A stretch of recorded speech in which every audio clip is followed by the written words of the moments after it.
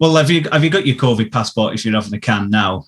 Because that's the new world we live in, Paul. Like, they can't keep people out of pubs with cocaine. They can't stop you getting in with trainers. They can't stop underage people, but now they're going to stop you getting in unless you've got a medical qualification. I just can't see the red line sticking to that. Who's going to police it? Do you know what I mean? Because these places have been shut for a year, and then you've got this big line of people that want to come into your pub. They hit the criteria. They're over 18. They've got money. They look all right. They're not pilling off their balls. But they've not brought the laminate out with them. Sorry, lads, you can't come in tonight. Because somebody will let them in, won't they? Do you know what I mean? It's just... Well, it's like when you go for a night out and someone hasn't brought shoes. They've got trainers on, you can't get in anywhere. And they say, you'll get nowhere in Manchester with trainers on. There's always somewhere, isn't there? And I can imagine there's quite a few bars. Because most of the bars you go in now don't have bouncers, do they? It's only like city centres. If you walk in the Cat on the outskirts of Preston, there's no one there with like a file gun. If you got your medical passport, they'll just be like, we're dead.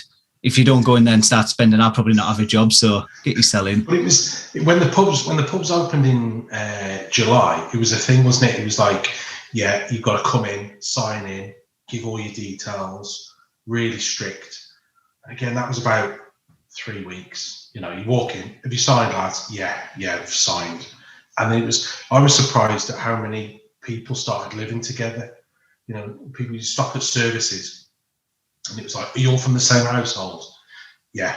All 7 of us lads live together. Yeah, we're all brothers. We're gay lovers. Yeah, we're in a relationship.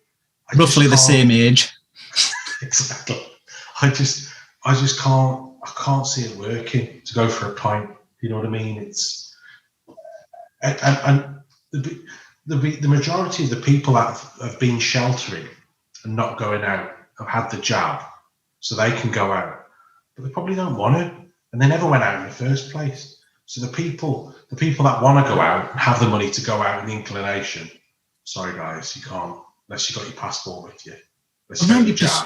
90% of the people that work in bars, nightclubs and stuff like that probably won't have the vaccine when we're out in June. Yeah. So you've got people who work in there. Are they allowed in? Are you going to get OAPs to cover their shift until 18-year-old Sharon's allowed to work again? If they're letting staff in, people are going to start getting jobs as bar staff just so they can have a beer, aren't they? What time's my break? And not just that, there will be people. Just say there's 0.5% or 1% of people in the UK can't have this vaccine because they're allergic. There'll be some reason. Some people are allergic to needle, whatever. And even just 1%, you're talking hundreds of thousands, whatever. Yeah. Is that just them written off from pubs now? Have they just got to sit in the garden with a badge on? Like sitting outside with like a door cat on? But, we live in an age now where you can't discriminate against anybody. And you're refusing somebody entry, because they've refused a medical, or they've just not had a medical, not had the jab. It's just a minefield, isn't it? Where does that stop? Do you know what I mean? Like you could say about chlamydia. If you had a chlamydia test before coming in here, no, get your cell on your way. Because legitimately, that's just the same, isn't it? You're discriminating against people, against illnesses and things like that. It's a bit of a slippery slope, isn't it? Well, so we all know those pubs where it's blokes and they're wearing a suit and they're sort of in the 70s. It's all shiny. It's gone shiny, and they're shit-faced, and they'll go in and have 8 Guinnesses. And where does it end? Can you wash your hands? Can you clean under your nails? Do you know what I mean? Can you brush your teeth? I just can't see it. After a year, and then they come up with a roadmap. Right, okay, if you behave yourself, if you're good at Christmas, we'll all be out of this by Easter. All right, well, we're not going to be out of it by Easter, but we're going to be out of it by May. And you can do this, you can go to the pub. Oh, but you're going to have to have a laminate, you're going to have a special badge. It's just, people will rebel, won't they? And who's going to, imagine the police going round. We're going to have to call the police, this guy. Yeah, he's trying to get in. Is he drunk? No, he's not. He's not got his passport with him.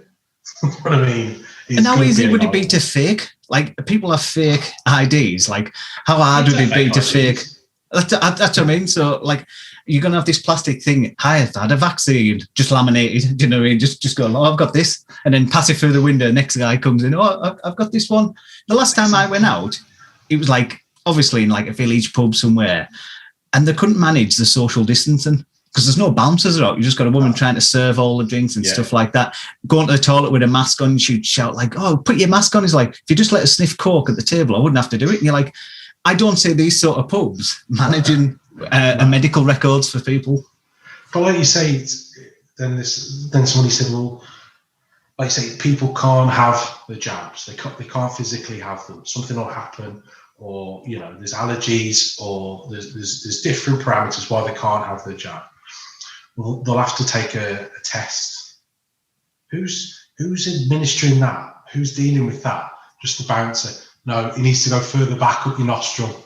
No, right to the back so you're gagging. Who's doing that? Or are they doing the test at home and then bringing it out going, yeah, look, I took this on Wednesday. And then, all right, put it back in your pocket for the next pub, covered in saliva. Surely that's more unhygienic. Or just like touching people's heads. His temperature's through the roof. Do you know what I mean? Like, it was ridiculous, wasn't it? I think we'll look back this last year, in like years to come, and we'll just be like, how did that happen? How did we let people space out in rugby for national anthems and not allowed to scrum, but allowed to roll around on top of each other for safety? Like, we're just going to look back, aren't we? Just like, we were mental that year. People will piss themselves. I mean, it's the first pub I went into in July. There was a young girl. She took my temperature. And whatever it come up at 37. She went, yeah, that's okay. I said, what should it not be? She was like, I don't know. Okay. That system seems foolproof. If you run a business, a lot of these, like the chain ones, if you went to the middle of Manchester, they were pretty strict, weren't they, making you sign in and stuff like that. You just go slightly out the city centres where the police aren't charging in or not like that. Yeah. No one give a toss, did they? It's your risk. If you've had a vaccine and you still don't feel safe, just stay home. That's your options, isn't it? Look at the part of the world with the most rural pubs where they wouldn't have done any of that. There's no police, there's none of that. And it's like Cornwall and Devon, and they had the lowest cases, didn't they? Do you know what I mean? It's just who's taking the test? Who's going to enforce it? I just can't see. It's just not workable. It's some poor bastard having to scan people, and no, I've scanned it. It says you've already come in tonight. Twice. It's because of social media. I think if this happened like 12 years ago, we'd probably be not being locked down anymore. We'd have got on with it. People wouldn't know about cases and stuff like that. I just feel like you never used to know people's opinions then. I didn't know my Uncle Brian was a fucking idiot. And people, you know what I mean? Like, you look on your timeline, you're like, Uncle Brian thinks if you don't have the vaccine, you should be shot. Brian, that's weird. Do you know what I mean? Like, oh, you're killing people yourself. And I think now idiots have got a platform, aren't they? And I think social media has given them that platform where back in the day, you talk to these idiots on the street, wouldn't you? Like, you go shopping and I tell you what, the world's flat. And you're like, nobody's Steve. See you next week. Whereas now, like, you can't get away from them. You're looking at your timeline, you're like, Steve's got an opinion on vaccines. A legitimate platform, haven't you? Do you know what I mean?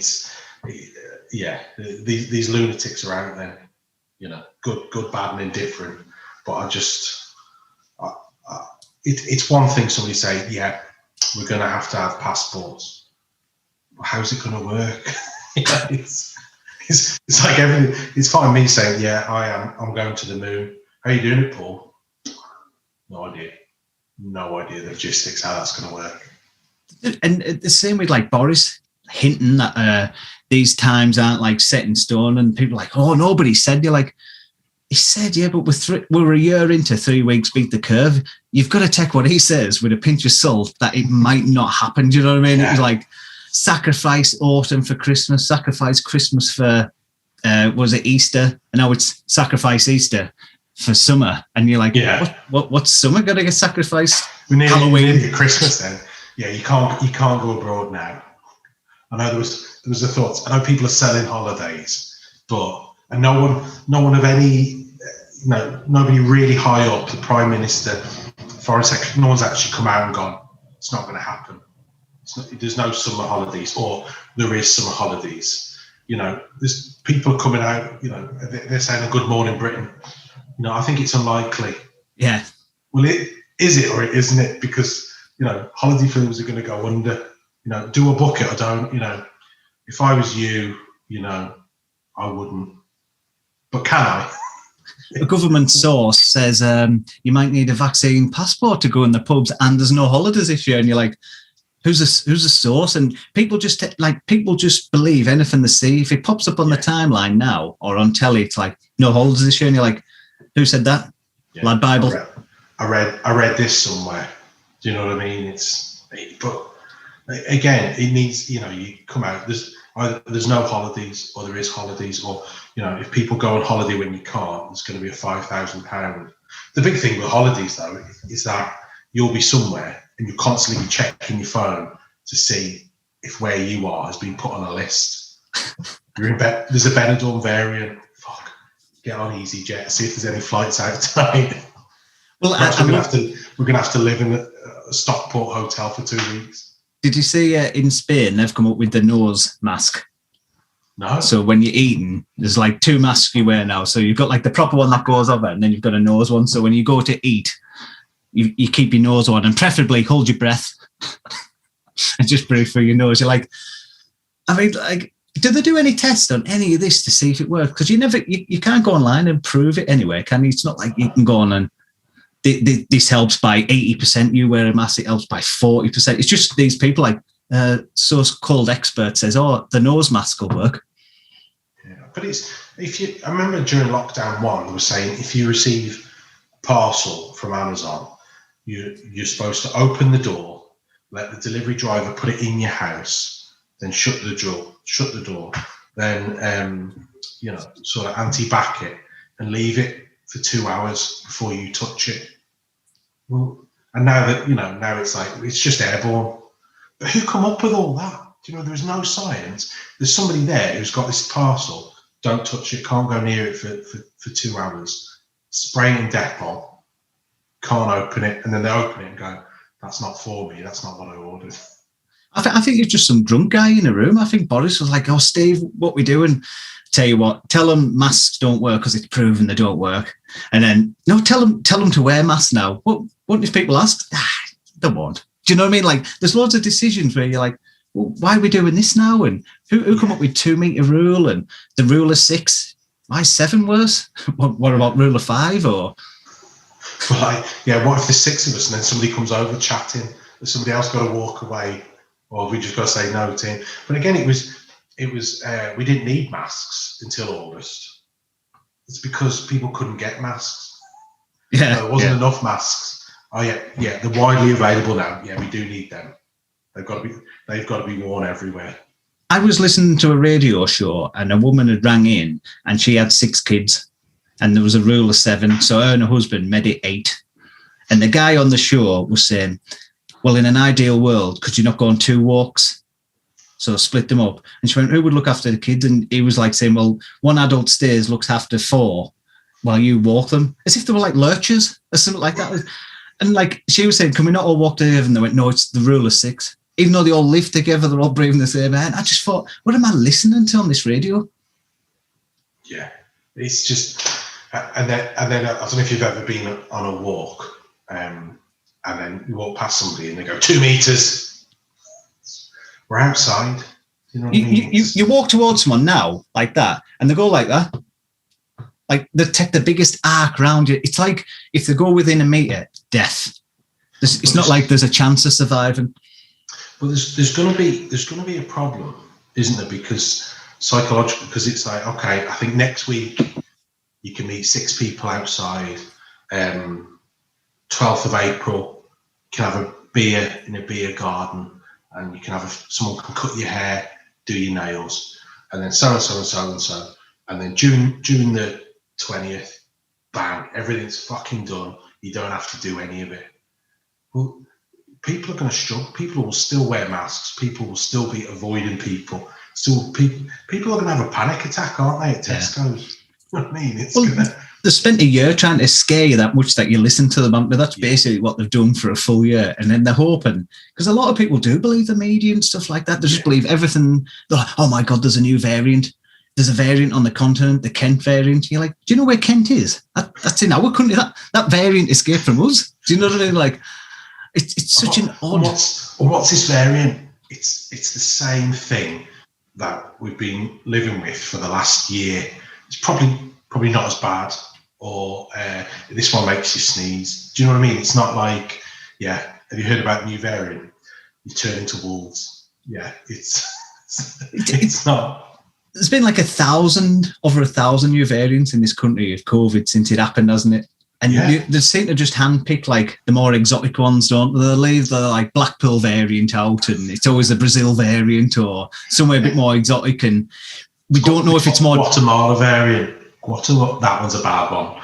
That one's a bad one. Be careful of that one. Places you don't go on holiday to, they're the more dangerous ones, aren't they? They're like, oh, we've got the Iraq variant, and they always start the sentence by like, we've got the Iraq variant.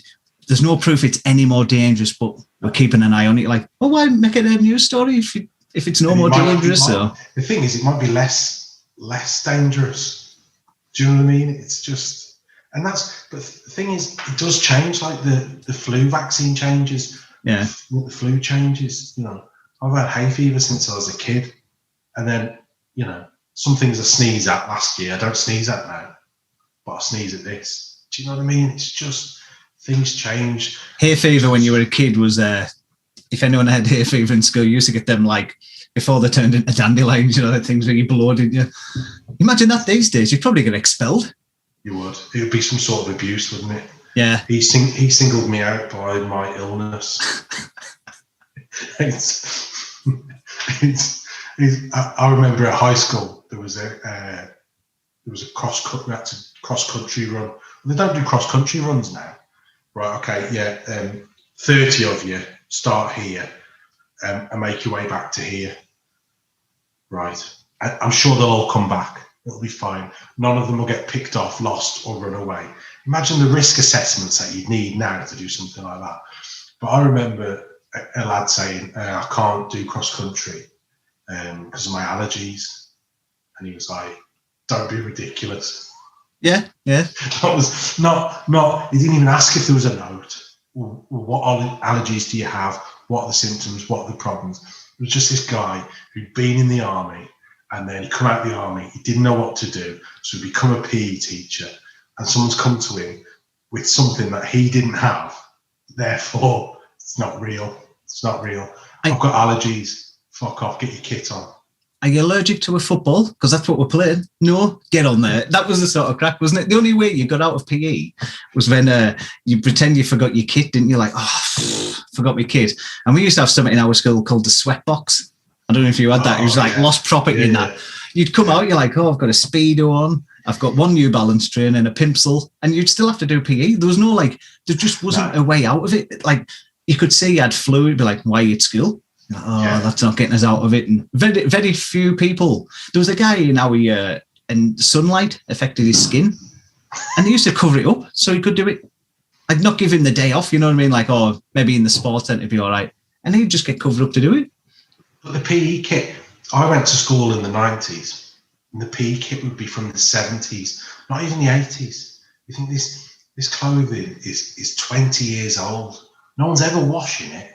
Do you know what I mean? No one's ever taken that home and washing it. I remember if you forgot your kit at my school, you had to clean the minibuses, right? Nice. That was the thing, and there's be all sorts of shit in the minibus. Could have been somebody, could have been canoeing or doing whatever, or there's kids being sick in it. And you're cleaning out the minibus and cleaning away, and I'm like, fucking hell, can't. This is bullshit. I think I left my bag on the bus, and there was a lad, and he was called John, and I was like, did you not realise you had PE, or did you forget your kit? And he went, no, I've got my kit. I just love cleaning minibuses. So that was then the lie, and he absolutely loved it. I get under here, and he was so proud at the end. Like the PE teacher would come across, they'd look at you like absolute scum. you haven't done PE. Let's have a look at the job you've done, and it's like you've not done a great job there. And you go, no, because it's 12, because I'm 12 and I don't know how to clean minibuses. But this guy was just like, yeah, and I got underneath as well, and that needed some wax on as well. I brought a couple of tools from home. I undid the screws so I could get into there and clean it around. I wonder what that guy's doing now. Do you know what I mean? At school, if you're pretending you've not brought your kit when you have, it's in my bag. I was like, I'll use your kit and I'll play football. Did you ever have anyone in your school, like it happened in primary school and happened in the bigger school, secondary school, the phantom shitter? That person that would shit on the floor in the toilet, and like someone would come back from the toilet and go, oh my God, it's happened again. It was like trying to find a serial killer. It was like one of them like crime nights. Like, I think Eddie went to the toilet last, didn't he? Oh, it could have been another class. And it was sort of like everyone was trying to piece it together, but no one ever found him.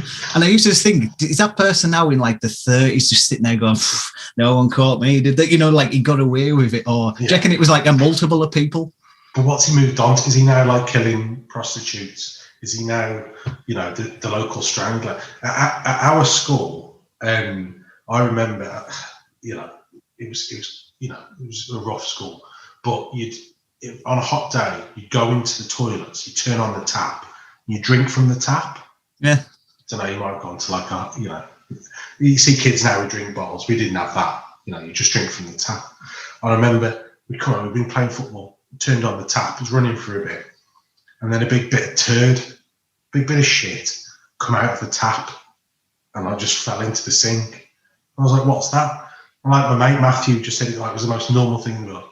Yeah, that's the new thing. That's what they're doing now. People are shitting in their hands and then poking it up the taps if you drink out the taps. What do you mean? That's what they're doing now. Like it's Pokemon. Yeah, that's the new thing. Like roller skating. Having a shit in your hand and poking it up a tap. It's just when you think of hygiene and that back then, like you said, we all used to drink out. There'd be a fountain or taps, and like you said, there'd sometimes be like shit on the tap. You're like, oh, what's that? You're that chocolate? Like, oh my God, what's that? And you're like, everyone would just get on with it. You go swimming, someone stuck a shit in the pool or something like that, and it's just like, oh my God, and it'd be like, don't worry, we'll fish that out. And you're like, does this not need cleaned or something like that? Just getting on with it.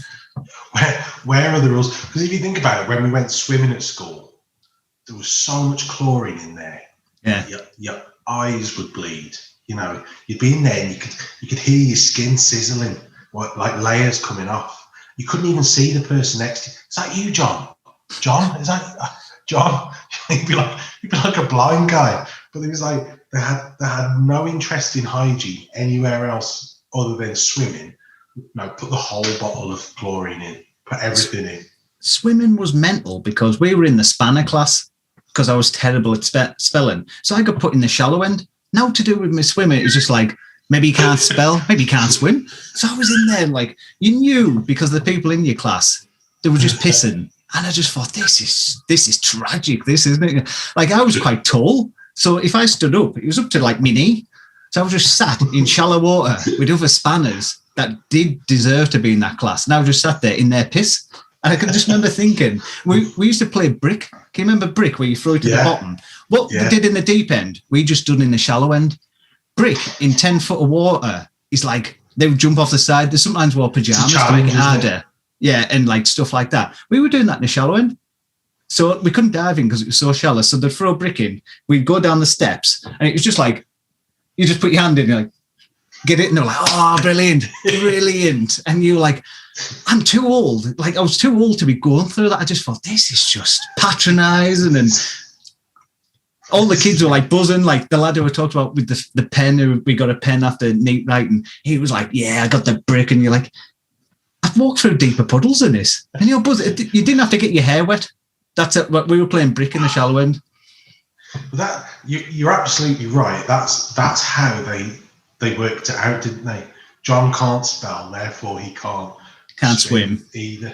Do you know what I mean? And it was like that. I remember because I was in those classes as well, and there was one lad, and he whatever, had his difficulties, wasn't the brightest, terrible at maths, And in all fairness, he's probably dyslexic, and he wanted to do drama. And the drama teacher come in the one day and was like, "Why do you want to do drama?" Really enjoy it. It's into my acting, love my films, stuff like that. And it was like, I think it's going to be too much for you. They set your goals for you. That's a bit. I think too when much I left school, drama. You know, you've got to be a tree. Do you know what I mean? It's not a fellow. It's you won't be able to handle it. It's not RADA.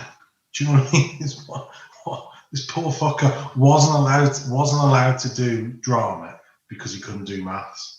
I can remember the careers thing, and the person who went in before me had like really good grades. I think it was like a lass, and the guy was sat there and he had the book. But obviously, what grades? It was like, what is it when you're gonna get the grades? It's suggested grades or predicted grades, your mocks and stuff. Yeah, so he had like the book there, and he's like, Sharon, you could go to uni, you could be a scientist, could be an engineer. What do you want to be? Like, honestly, he was like painting this picture, and I was like listening, thinking, oh, sounds all right. I can remember going up, and he was like, no, and he was like, John. Right. Do you like lifting? Because honestly, it was just sort of like, do you like lifting? Do you like cleaning? I was like, I'm 15. Is this what we're aiming for? Is this sky's the limit? This all I've got. You look like you could lift something, John. I was like, oh, Jesus, what about engineering? You don't go down that route, son. Not for you. I remember, careers advice and something, and you had to. It was your top 3 suggestions of what you wanted to be. And this lad had obviously put mechanic, but couldn't spell mechanic. Now, we've all took our car to mechanics over the years. At no point has that ever been an issue where somebody's had to spell their job. And he said out in front of everyone, he was like, all right, who's Lee Jones? And this poor fucker puts his hand up and says, I want to be a mechanic, dear. That's not how you spell it. You've got no chance of being a mechanic. I was just like, even as a child, I was thinking, that's not the rule. So the kid can only do jobs. You know, he's probably taken out engines out of escorts with his dad since he was like 7. He could change a carburetor and the plugs and stuff, you know. But unless he can spell the job, do you know what I mean? Can you spell milk? Yeah. Can you spell man? Yeah. You're a milkman. Get on with it. Can't mechanic. No, is it the A after? You can't do it. Get out.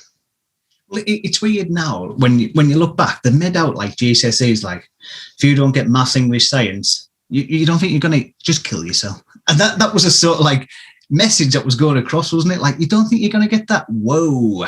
And whereas like if I see any young lads or like relatives, you just feel like saying like try your best, but if you don't do that well, it's not the end of the world when you're 16 and you haven't got good grades. Like if you were going for a job now, Paul, you're not going to be like, tell you what, when I was 16, I got to be in the science, because people don't give a shit, do they? No, not at all. No one else. It's like your record of achievement, isn't it? Yeah, remember that shit. That will be your Bible for life. You'll still be going in to interviews with that in your 40s. Well, okay. Hobbies. I like to play football with my friends. Do you know what I mean? It's like, yeah. Have you got your record of achievement? Sorry, I thought this was to be area chief executive for Virgin Medical Care. Yeah. And you've got all right. You've got 20 years experience behind you, but have you got that sort of brownie red booklet, which tells us what you get from PE, what your hobbies are, what you like to watch on telly. Fucking hell. But you sit there as a kid and you believe it, don't you? Yeah, that's right. The funny, when I was 16, I was doing an apprenticeship assigned for a rugby team. They got us an apprenticeship. You had to have like GCSEs and everything to get it, but if you're all right at rugby, you got it. So that was like I got an apprenticeship. Everyone else stuck in it. I got that. And me and my mate, he was a mechanic. We went to pick up our GCSEs. I don't know why. And I got straight E's and an F and a G. And this lad got a G, and where I got an F. And we're having this massive barney. I was going, an F is better than a G. And he was going, nah, F's fail. We're having this massive argument. And the headmaster come past and they went, hey, lads, there's no winners in this argument. Like that. Like he was just borderline saying, you're both spanners. Let's stop arguing. What's higher, F or a G? I remember going. It was a chemistry exam, and was with my friend Eddie, and you're like lining up, and there's the teacher, and the teacher would go, "Yeah, hiya Paul. Yeah, okay, go and take a seat." And this lad turned up, and this lad hadn't been to a single lesson. He took the decision 2 years ago in September. Chemistry's not for me, and just never went to a single lesson, right? But for some reason thought, got a chemistry exam, I'm going to have to go. So he turned up, and the teacher was like, who are you? Yeah, I'm Steve. You're not in my class. Yeah, I've just not been. But I'm here to take the exam. The teacher's losing his shit, because obviously he's going to fail. But that goes against his record as well. Do you know what I mean? Yeah. He's like, I've never met you before. Yeah, I've not been to any of your lessons. Just wasn't for me. But I'm going to give this exam a crack. It's multiple choice. I'm pretty good at those sort of things. Even though I know nothing about chemistry, I'm going to give it a crack. Well, it's weird because I can remember in French, like I've got apparently my second name's probably from France, Lebbon. French teacher was buzzing at the time until we started doing French and realised I'm no good at English, so that's a jump going to French. And I can remember for the exam, you had to go in a room and you had to record yourself doing French. So she had to record it. Vocabulary, exactly. And I think it was like 15 minutes you had to put it into sentences and stuff like that. I was in 4th set for French. I think any lower, I think you were like 1-to-1 and you got taken out of school. There was like 8 of us in this class. There's a lad called Richard. He's so bad at French, he's actually really good at Belgian. If you're in 4th set at the time, by law, we had to do English to start off each lesson. I think you had to do 15 minutes. If someone meant like that, so we did English at the start of every lesson because you were so low down or something. There's only about 8 of us in this class. The lad that sit 2 from me, he used to make like cat noises, but all the way through the lesson. And I can remember he'd done it for like the woman who used to take us was like I think she was a bit of an alcoholic. And we were the first lesson on a Friday morning, and she used to let us play cards, Black Aggie and stuff. She knew we were like 15, 16, 8 of us, no hope, and she didn't care. But she was dead hungover one day. And I can remember her saying, if you make another cat noise, I'm going to stab you. It was something like, I'm going to hit you with this pencil. She was just like, end of a tether. And Richard, he wasn't all there. He's not like a full shilling or out like that. He sat there for about 5 minutes, and then he made like started making a horse noise.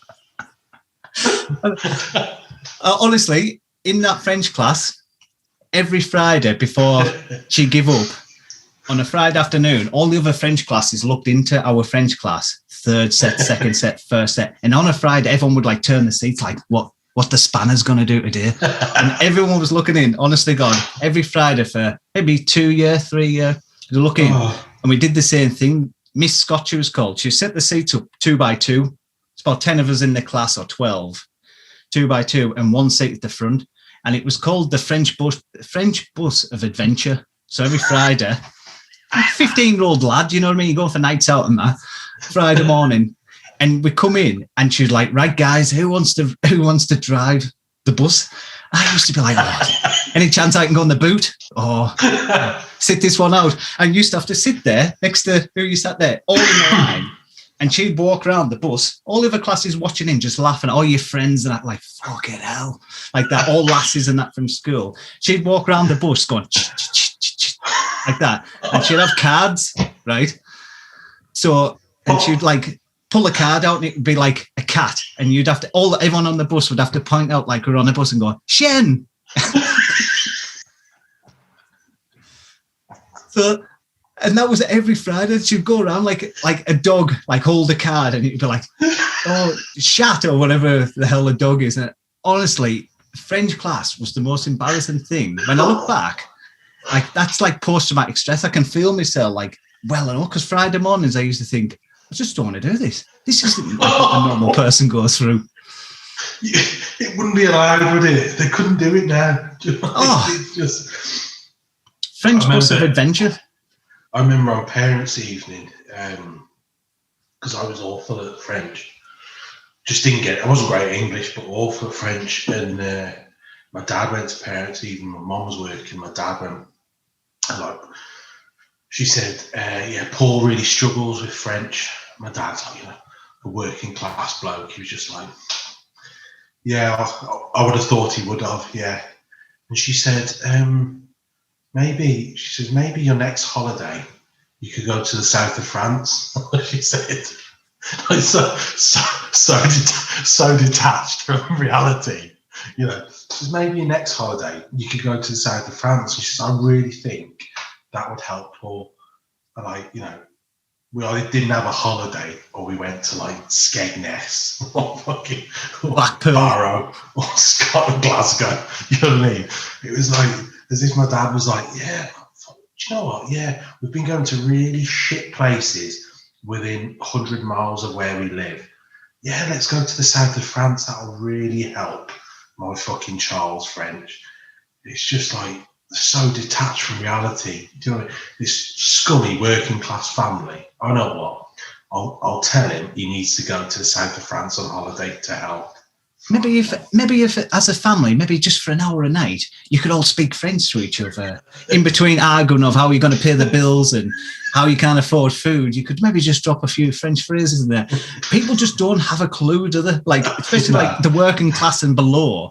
People just assume, like, I tell you what, if you're going to skiing holiday, have a little rule. Everyone's got to speak French, and you're like, yeah, that'll work. But I remember you had to. If you wanted to go to the toilet, you had to put your hand up and go, like, excuse me, mademoiselle, I need to use the toilet. Please may I be excused? And it was taught to everyone, but not everyone could remember it, and there was no give and take. I remember at least 6 people pissing themselves because they did not know the phrase. And she was like, no, that's not it. Again, in French, what are you asking me? And he's like, please, I need to go to the toilet. By this stage, I've just, it doesn't matter now. It's fine. It doesn't, forget it. It doesn't matter. It doesn't matter. I'll just sit here in my puddle. I tell you the other thing that I just totally remembered now, post-traumatic stress-wise. In my primary school, they had something called like, they would look for nits in your hair, like the nurse would come in. And I can remember I was second in the queue. Right. And all that she did, she was at the front. She had a comb, like a dead fine comb. You just went up, put your head down like that. And she just go like that. And I can remember the first guy, he was like a normal guy. And he went that way to the right. And then she had a look in my hair. And I went to the right. So me and him were sat there like, where?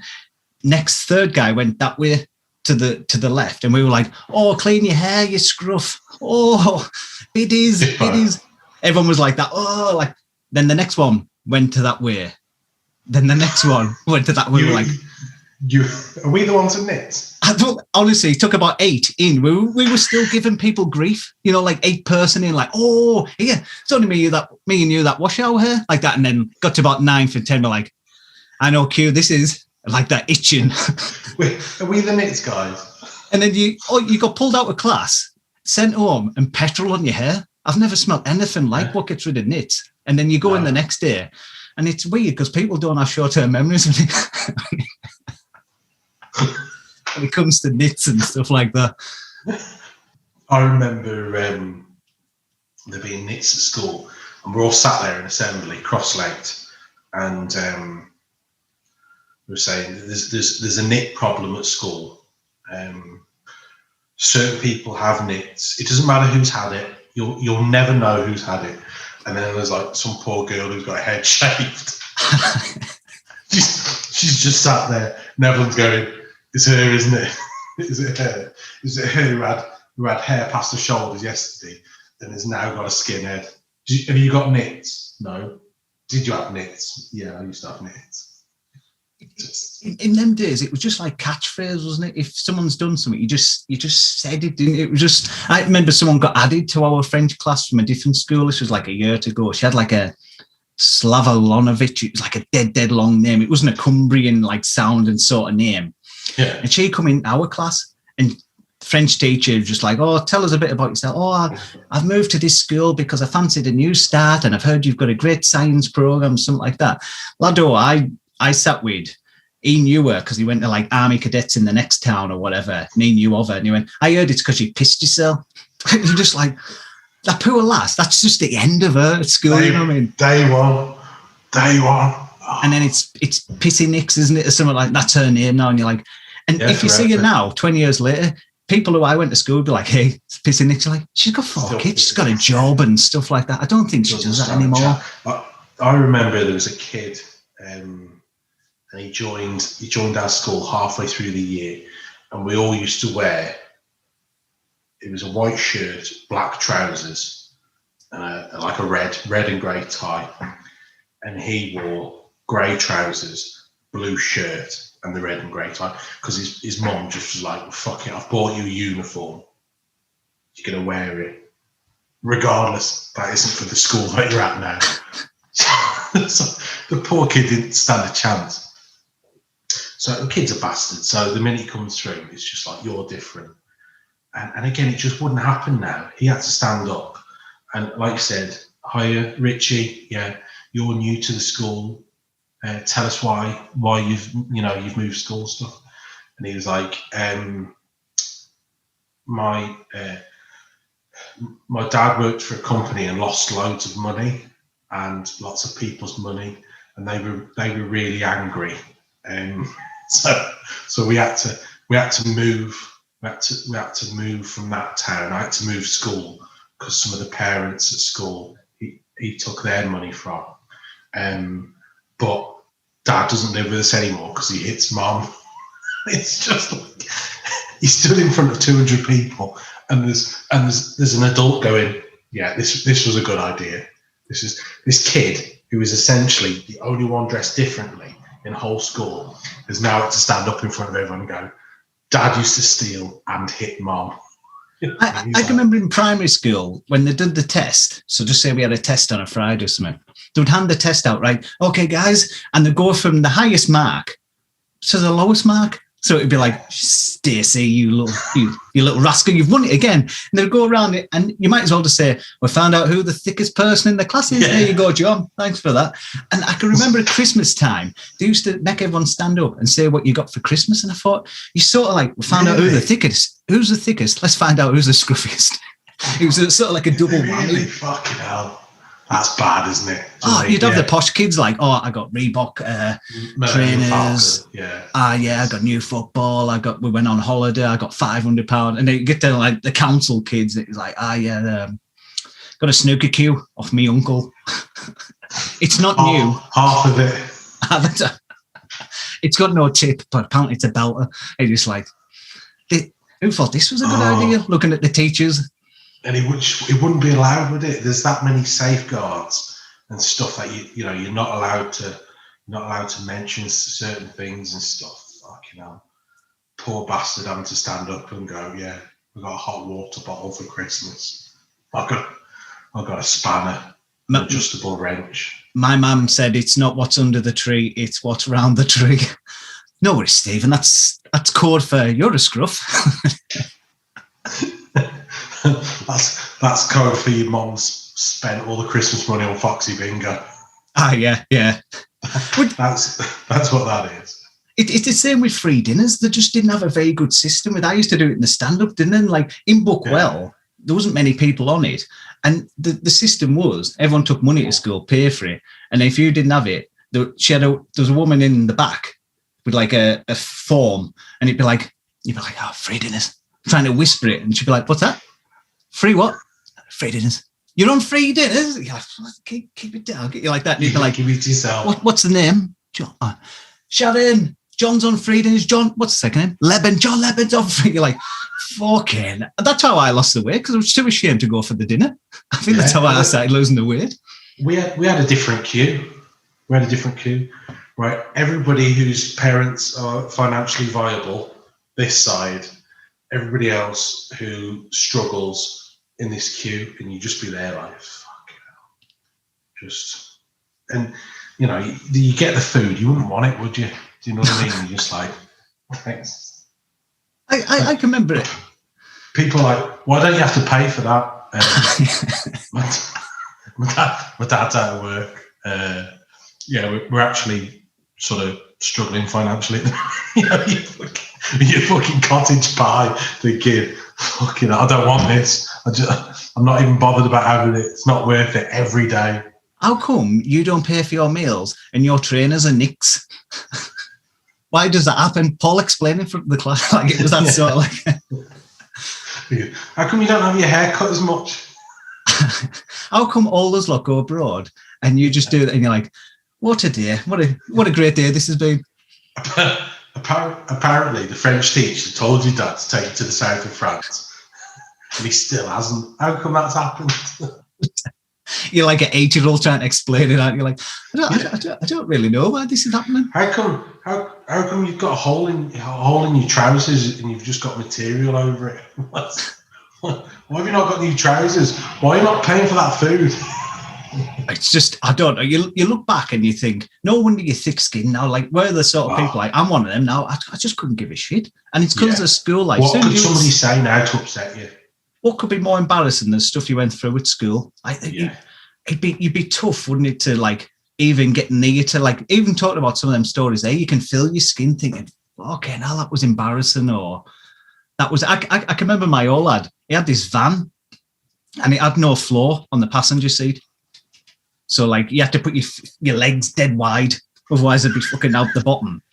And I can remember like we were going rugby and we give like everyone in school was like, how come your dad's got a van like that? And my old lad would say, oh, it's like the Flintstones. This, if it breaks down, we can use our feet. And I thought, Dad, no, just park that round the corner.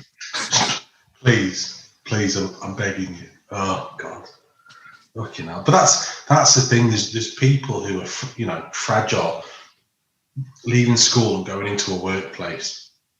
And somebody saying something, and they're having to go to the toilet for a cry. When I left school, it's fucking bulletproof. Yeah, you can't break me. It was like SAS training. Like North Korean soldiers could have tied me up and tried to, mate. Do you know what I mean? It's when you've had to wear a Veruca sock,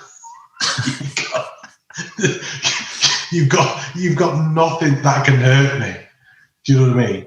If you're on the French bus of adventure and playing brick in 3 foot of water, if you counted it all up and you've had nits, right? If you counted them all up, you'd be like, what we doing here? You're trying to hurt me? No chance, physically or mentally. When your nickname was Nits Boy, free school meals, French bastard, do you know what I mean? You've got nothing to offer me that can upset me. There is nothing there. I can remember starting to do it in my stand-up when I set off. I would like go through all the stuff, but it got to a point where I think people were like, "I just feel sorry for you," because I used to say if I was ginger, I'd be put down, and it'd just be one of them. You think it sounds too unbelievable. If it's all the same person, it just sounds a bit too much, doesn't it? Again, we've all done those gigs in like sort of affluent areas, and they're like looking at you like, "What do you mean free school meals?" Obviously, that is part of the tuition that your parents pay. They've no concept of like normal schools where scumbags go and stuff like that. And Giles, they're talking about free meals, and you're like, it's always free at boarding school. We never said it's like that sort of. What's he on about? I remember doing a bit on payday loans, and a guy put his hand up. Sorry, so what is a payday? Where was I? I was it's like Staffordshire somewhere, but like posh Staffordshire. He was like, what is a payday loan? I'm like halfway through my set, I had to explain it to him. And he was like, oh, like very informative. I was like, cheers, mate, you've killed it. Do you know what I mean? But they didn't know. It's as if they lived in another country. It's like, I don't know what poor people do. Well, I think Cheshire's a bit like that on the outskirts. I can't remember which show I did. I just felt like they were looking at me like The Help. Oh, what's he talking about? Oh, when does this happen? What's his TV program he speaks of? And you just feel like I wasn't the right comedian for this crowd. And how quaint. They're just looking, they're really polite, aren't they? But they're looking back at you like, do you know what I mean? What's he on about? The French bus. Everybody, my child was fluent when they left primary school because we always summer in the south of France. It's like that on social media because of celebrities. in this lockdown and that. They're like that, aren't they? They're like, guys, I haven't been out to visit my second home this year. We're all struggling. And you're like, how are you comparing this to a guy that's just lost his business? And I just feel like social media, because on my timeline, I've got like a mix. I've got council estate guys. I've got really rich people. And it's good to see how like people see the world. Like I don't delete anyone off because I thought it's like a melting pot of no, you need it, all of it. But that's like, you do see them on like TV and stuff, and they're like, so how have you been getting on during lockdown? And you're thinking, well, they're a multimillionaire, gold platinum artist. I think they've been all right. Yeah. Well, yeah. I mean, I ended up recording this album at home. And like, kind of puts those frontline workers into perspective, doesn't it? I mean, where they've not got enough PPE, so they're having to put cling film around their face. And it's like, yeah. I mean, we couldn't. I wanted an orchestra on track 3, but there was too many of them in a room, so we just did it acoustically. And you're like, oh, well done, cheers, dickhead. Well, I don't go on social media as much as I have in this last year, just because you're not at work and stuff like that. And you're like scanning through, and there's something, the thing that pissed me off probably the most are the fake couples doing pranks on each other. It's like, right, guys, she's asleep. She's about 3 foot behind. He's talking to the camera. Guys, she's asleep behind me, right? I'm going to pour a bucket of water all over her and wake her up. Watch this, guys. Walk up to her. You can tell like her eyes flickering. She's preparing for this water to hit her. Hits her with the water. He's like, oh, I can't believe you got me again. Oh. And then the next one, it's like her, isn't it? Right, he got me that bucket of water. Right, I've got him some fake, like jogging pants. Oh no, swimming pants. And when he goes in the pool, they're gonna dissolve. And like, they're gonna. But it's just a bullshit. Like the one where, they're on a big night out. She's been showered. She's all dressed. She's ready to go. Hair and everything. And then he slams like a pie in her face, and she's all like, "Oh, Dean." What are you like?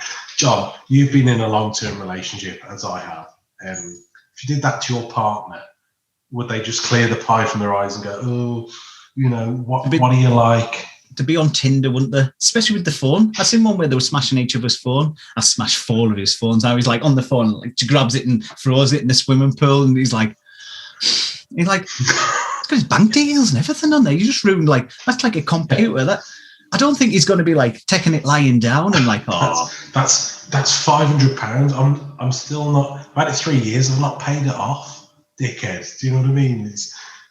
But it's the ones. Have you seen the worst ones? I think at the minute are where, have you seen them where they blindfold someone, and then she's got the cards, and she's like, she doesn't know what's on there because she's blindfolded, and it's like she's been caught cheating. It's like, okay, so we're here, big reveal. This is my beautiful girlfriend. He's going,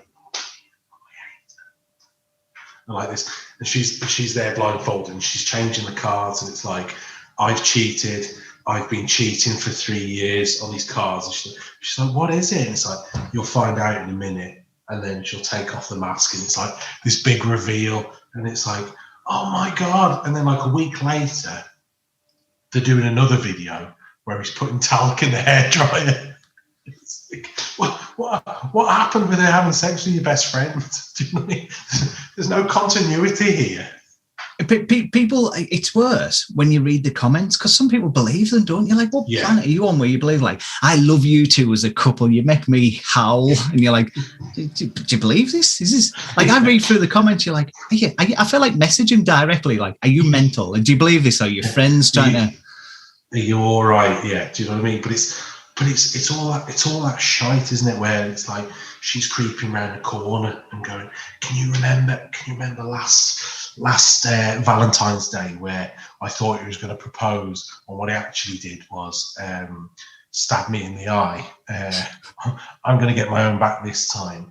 I've done this, and he's just like, it's just utter bullshit. Surely once you've done 1 or 2, but they're like week after week after week, and people are going, God, you guys, you're always pranking each other. Have you seen the T-Rex one? Have you seen that when someone dresses up as a T-Rex and they're like hide round a corner and like they jump out on people and like, fucking hell, a T-Rex in the middle of Nottingham? Yeah, that seems believable. Like, you'd probably be more scared that there's an oddball in a T-Rex outfit. You know, like where some people like, oh God, like falling on the floor, like, oh my God, a Tyrannosaurus Rex. They've got like a handful of stuff and they're like, whoa, like it's all like over the top, isn't it? You can see it a mile off. Have you seen that one where they'll ring up a parent and they'll say, look, I've been caught speeding. I've said my mum or dad's had a fall. Have you seen those ones? Yeah. And it's like, Mum, so yeah, you've got to lie at the bottom of the stairs and pretend to have had a fall. And it's just, I don't know what they're going for in these videos. But I just think it's really sad because you've got some old woman who's like loves her child that much. She doesn't want her to have 3 points and £100 fine. Like she's willing to lie at the bottom of the stairs as if, you know, she shattered a vertebra. And then Kelly comes in and going, ha, look at her on the floor like an idiot. It's not real, Mom. It's just a prank. And you're thinking, Christ, what were you hoping to get out of this other than a video where your poor mom's lying on the floor? It's people's desperation for like likes, shares and followers, and it's only going to get worse, isn't it? Like that and lie at the bottom of the floor. Give that a year's time. Hey, Mum, you're going to have to pretend you fell down the stairs, otherwise I'm going to do a 10-year stitch. If a woman's going to throw herself down that, like, it's only going to end badly, isn't it? Like people are going, like people are getting thrown off roofs for attention and into pools and stuff like that. I'm going to have to put bleach in your wine, you know, and you're going to have to drink it, or else we won't get. You know, the Americans are going to want to see actual bleach in the wine. And it's just like, have you seen those ones where they're they film themselves and they call themselves trolley police or trolley cops. It would be like a big hardware store in America, and somebody will like get the trolley and they get the shit and they put it in the car, and then they won't put the trolley away. And then these guys come out with the cameras and stuff like that. Excuse me, you've not put that trolley away. And the guy's like, yeah, I didn't want to, I didn't care. And then they're like lying down in front of the car, so it can't get. I'm getting security. I'm just thinking, what world have these people come from? You know, you're not supposed to be working. If you took time off to do this, what? do you know? Because again, like from where I'm from, somebody would just drive over them. Yeah, he lay in front of my car, and I had to pull out, so I've just driven over him. He's dead now. Well, it's like them things where you see the polls online. I seen one that was on Lad Bible. Women prefer saggy dad bods, and you're like, it's weird because I've been on lots of nights out, and the fat guy in the corner is not fighting the babes off, is he? It's always the guy that goes to the gym. I have a dad bod, and never once am I on the beach on holiday. Girls are walking past going, whoa, cooling themselves down there. Yeah. So yeah, are you available? No, I'm married. Look at the size of me. I'm clearly in a long-term relationship. We've both stopped trying. But who are they asking? Who are they asking to get those results? 3 people in the office. Because it never tells you how many they've asked, does it? Just the 3 women in the office. Just agree to this so we can say we've done a poll.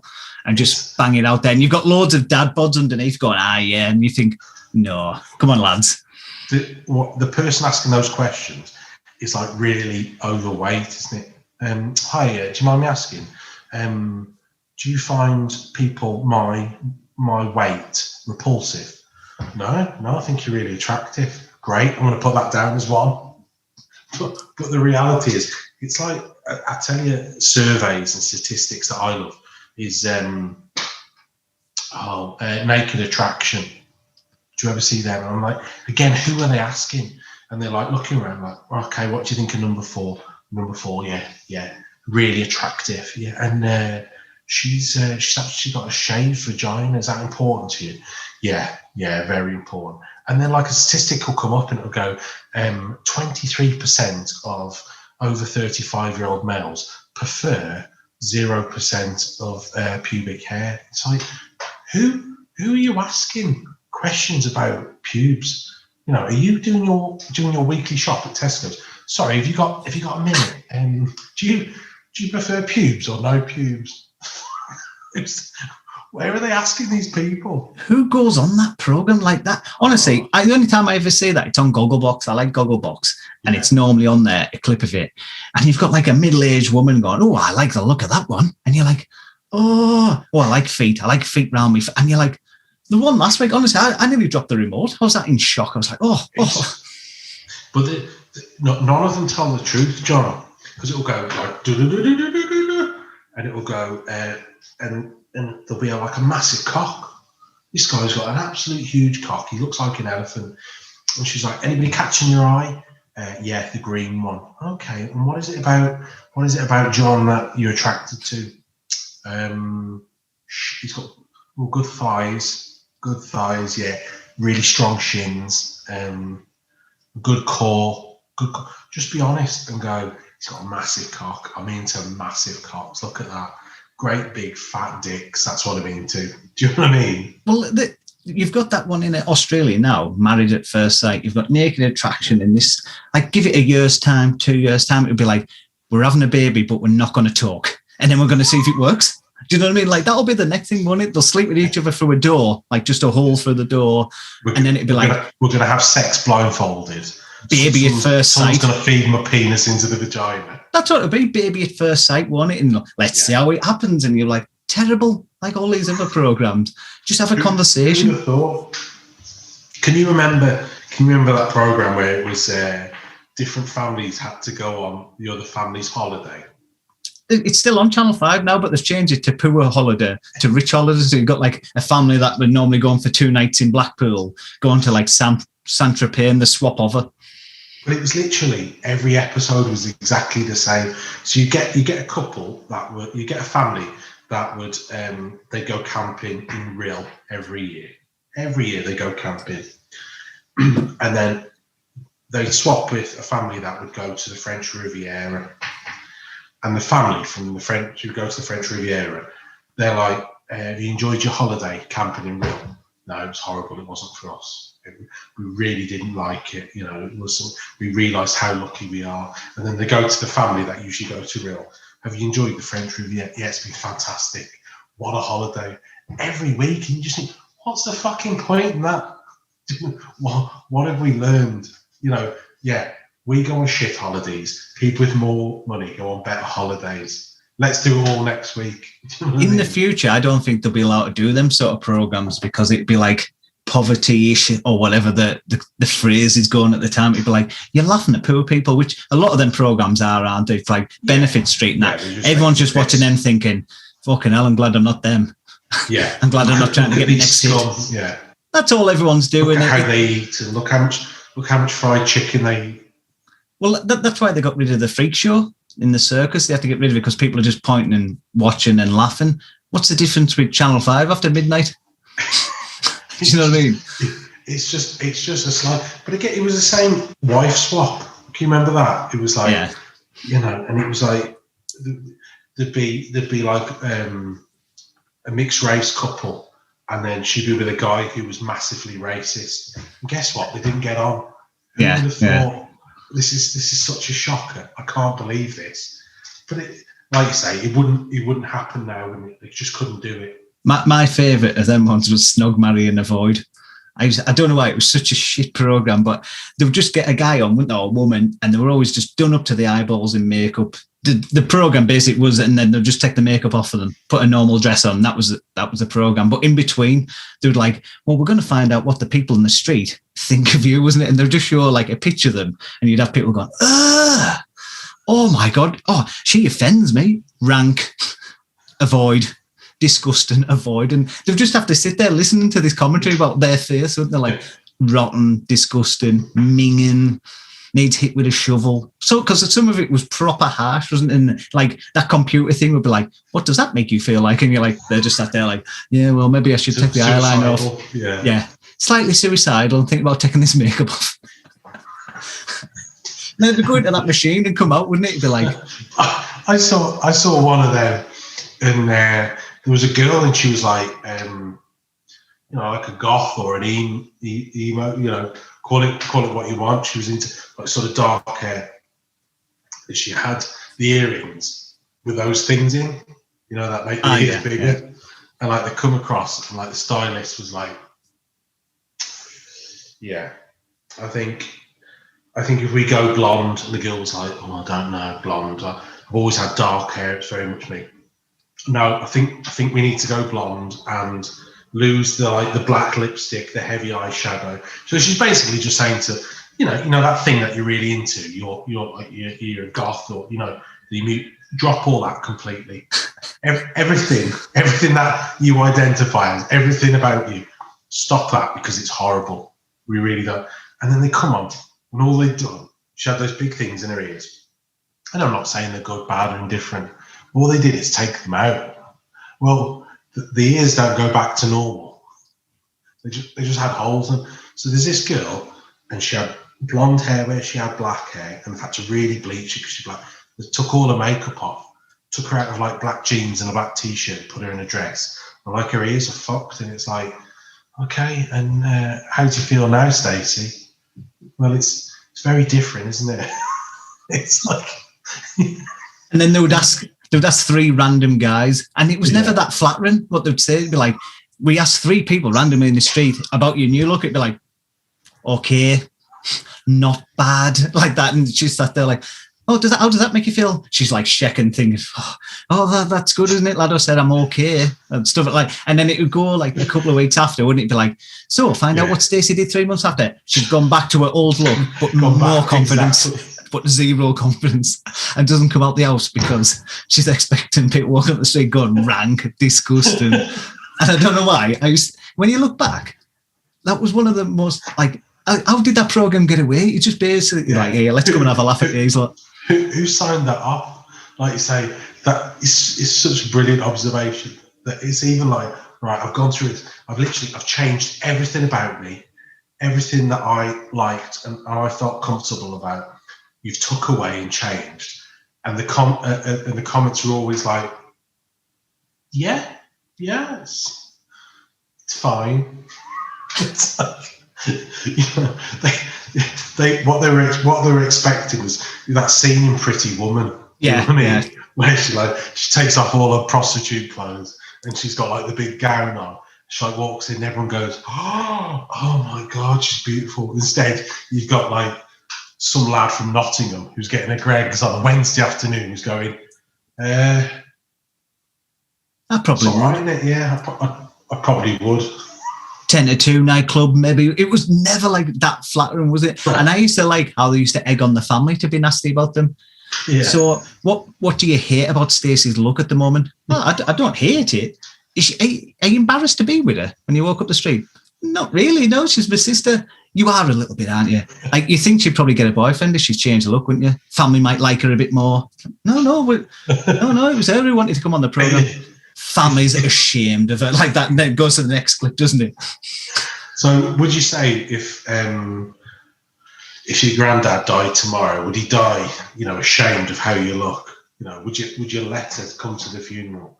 Would you say she's a mess? If you had to describe her, would you describe her as a mess? Would you say disgusting or mess? Would it mess or disgusting? You've got to pick, mess. Okay. And then they'll go back to her in a different room, won't they? Your family thinks you're a mess. And you're like, what a program this is. It's like, you're 21, they can't adopt you. What they're saying there is though that they wish they had of. They regret having you. You're a mess. They're pretty disgusted. So do you want to try that flowery dress and maybe a blonde highlight?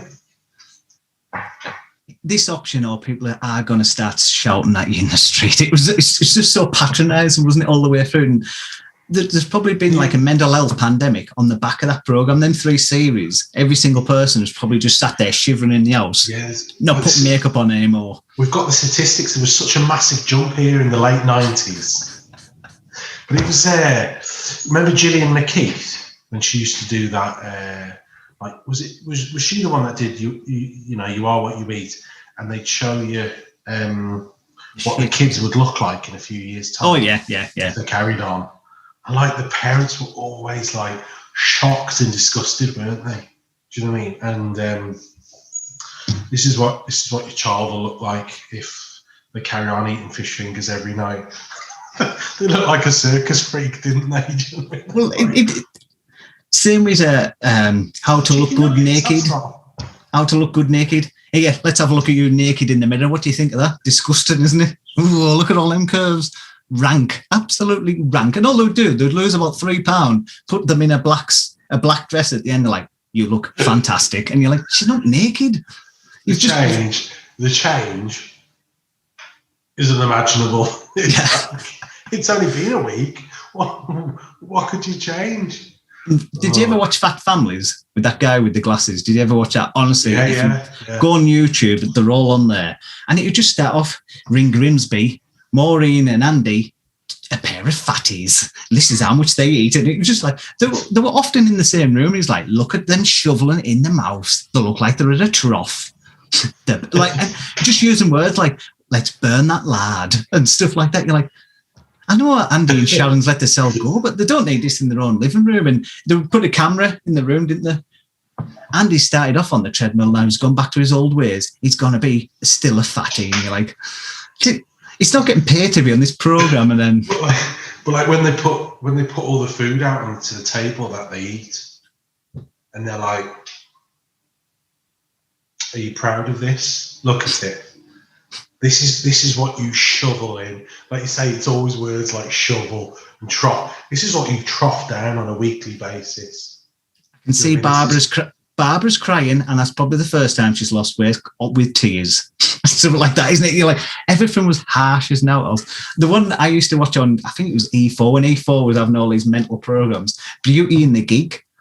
Like, how do you advertise that? Oh, we need 18 lads, terrible with women, describe yourself as a total nerd. Do you fancy being on a TV show where everyone's just going to laugh at you? Because the women were dead patronised. Women were like, oh yeah, I've been with Eric now for 2 days. He's sat there, acne, glasses on, never talked to a woman in his life. She's like, honestly, now I've talked to them, they are just like humans. Like that. He's just sat there like, they are kind of human. And you're like... But they'd always say stuff like, so Phoebe, how do you feel now you've got to know Tony? He's a really nice guy. He's so intelligent, and he's got a beautiful soul. But I just don't find him attractive in any way. Could you see a future for yourselves? No way. No, not looking like he does. You just gone, oh, he's really nice. And I think we connected, there was something special there. And, it turns out we had quite a similar upbringing and all this sort of thing. And, both very fond of our mums, but you've seen the fucking state of his glasses. Do you know what I mean? He's got ginger hair. I'd never shag a ginger. It's like, all them programs. He's just sat there going, yeah, it's not meant to be because of this. The older ones, they started trying to be nicer, didn't they? The last is like, oh, you've been on 5 candlelight dinners. You've ticked all the boxes. Apparently, he's your ideal guy. What? And then it says like 2 weeks down the track, did they see each other like, oh, it was just too fast. She lived in Oldham, he lived in Manchester. It just wasn't like, it's always some lame excuse, isn't it? Or the distance. It's 7 minutes on the tram, and we just thought we're better off as friends. My uncle had to have a knee operation, so my time is, it's very difficult. The family's been absorbed in Trevor's knee operation. There was always some bullshit excuse, wasn't there? Dating in the dark as well. I think she might be my soulmate. Honestly, tingles. Like go for the full episode like that, wasn't it? And they were like, yeah, we've talked about having kids because I want kids, she wants kids. And then they turn the light on. She looks like an absolute bull's ass or something like that. And he's like, I said it wouldn't make a difference. I said it, honestly, I love it. And it's like awkward hug because he's thinking, you're hunky. Yeah. Bit of a hug like that, isn't it? Is that a horn? And then off camera, in the dark, they had the arm around each other and stuff that snug. And then on camera, they're about 3 foot apart. And he's like, no, looks don't mean anything to me. Don't mean anything to me. We're gonna go fell walking. And then at the end, it's like Andrew and Tina never did see each other again. Have you seen that one where it's like I forget what it's called, but a load of men have to move in with a woman for a week. No. And they all have to try and win her heart, and it's just. But how did they find these people to do it? Because I've just described it to you. You've never seen it, and I've got they all have to move into her house, and there's 7 guys all competing for it, and you've just gone, well, that's the worst thing I could imagine. And like they're living in a spare room and like sleeping on the couch and stuff like that. And it's like, and then you get them all together, and it's like, okay, Trish, you need to get rid of one of them, and it's all like in a living room. Do you know what I mean? It's like people like leaning on the fire and stuff, and she's like, well, I think the world of all of you.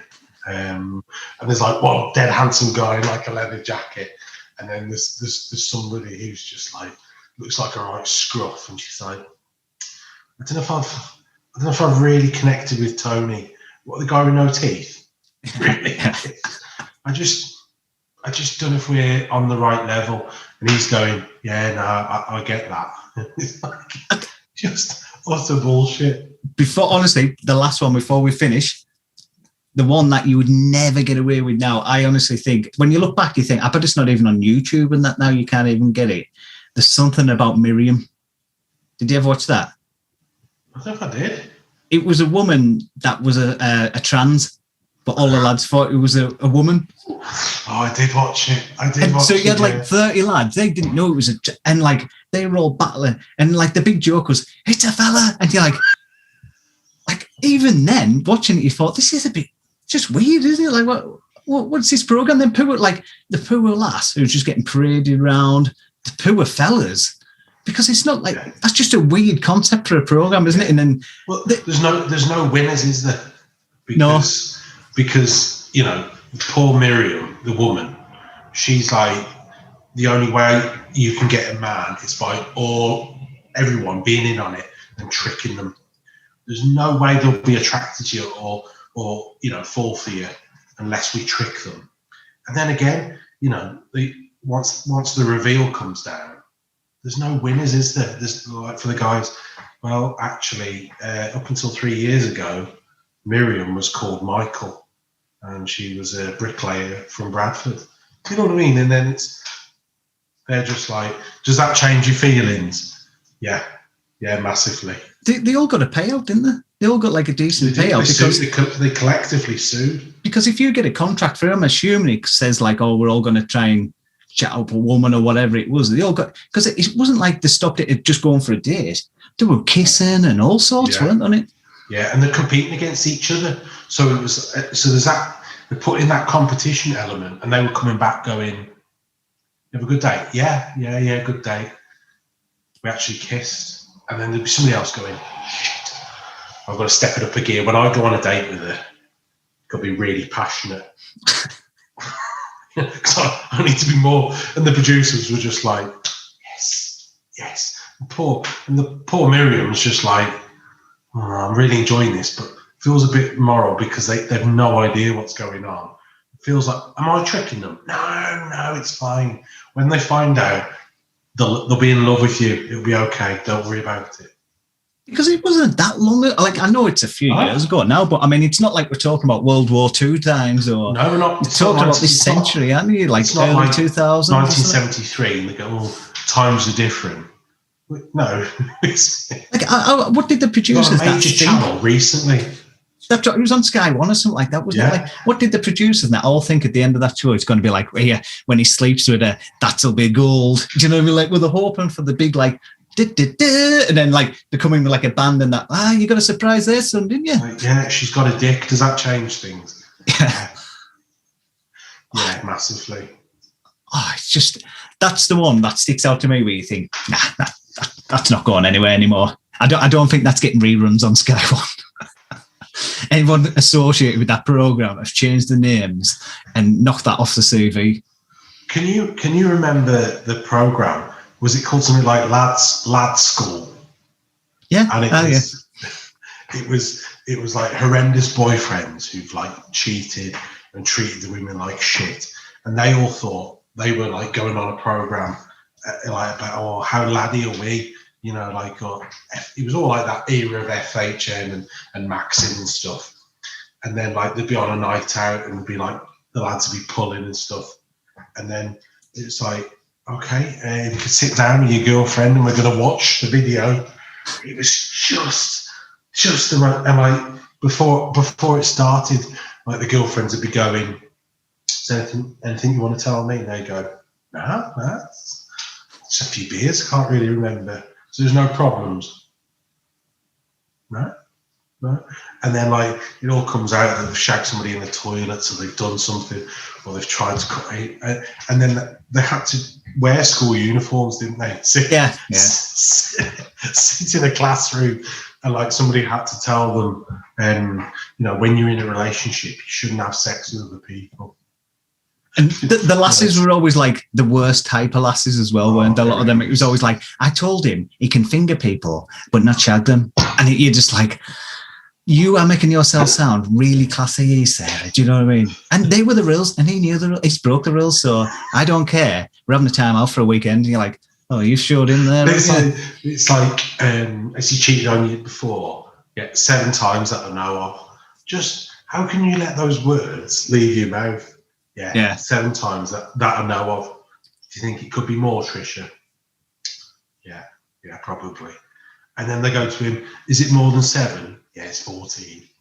It's just like, but it's like, oh, okay, are things over? No, I love him. I think he can change. He's cheated on you 14 times. That's why we're on this TV show, so he can change. He cheated on you today. That's why we're here. And it was always like some serious lad who was like a Joel Dermot or whatever. I can't remember who presented it. He was like trying to keep a straight face, like, oh yeah, if it's love is worth fighting for, isn't it, sir?